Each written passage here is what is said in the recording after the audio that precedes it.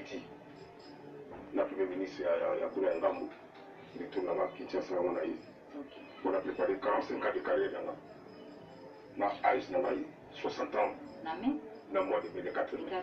Le 28, la Kenya Japon a balé. Le 28, le 28 mai. Japon, le Japon, on a oublié. Aussi, ma Japon, Maï. Donc après le Japon, il y a un pays de rêve. Aucun de nous n'a facilité. J'ai eu la chance d'y aller. Donc, là, il y a un rôle on va solliciter, on a toujours trop. On a besoin de merci. On a battu à Bradima. On a déparé à M. René. Arrivé à M. Victor. Associé à Lambio Bradima. Et j'étais là pour Bradima avec le souverain leader, je vais là que je savais. De négocier événement et dire qu'il faut pour tout mérite, c'est quand il se peut dans M. Victor. Donc, il faut pas bien aller.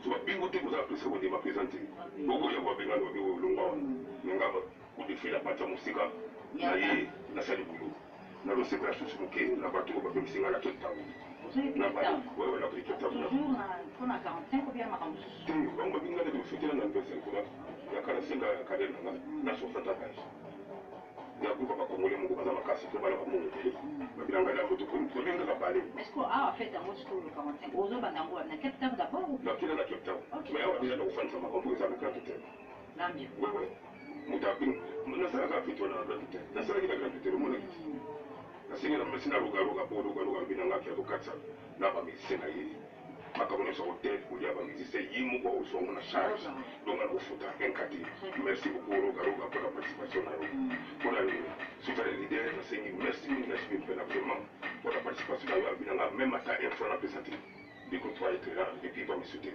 mais date le 4 mai na Kinshasa na Pullman 45 ans de carrière de Lambio 60 ans d'âge 60 ans d'âge celui-ci là je vais bien tu n'as bien ça va te riba ah ils en ont tu sais où les gars donc contacter pas tu vois on s'en fait votre c'est un peu moi la cause ngate bango vous vous pas moi je suis na singi merci na Arthur Nkolo na singi merci na Richard Cécile Baronti capitaine Patrick King Jean-Pierre Kianda Mukulu Dito Muzungu no mala cigare vraiment de penser la Cape Town la tapena la pesa au sagrate paki kuanzia ketu Arnold Kolo Fimbu Rola Kisimba Madinga Bobo kabuza de Cape Town vraiment la sécurité de Bobo sur la Cape Town la sécurité trop parce que beaucoup comme la sagara monte la peste monte na Emmanuel Kianda Kuluma Bele mon ami personnel un monsieur très humble donc dans la tina mon tout est mamie la peste monte la chanson de le fait le patron des patrons des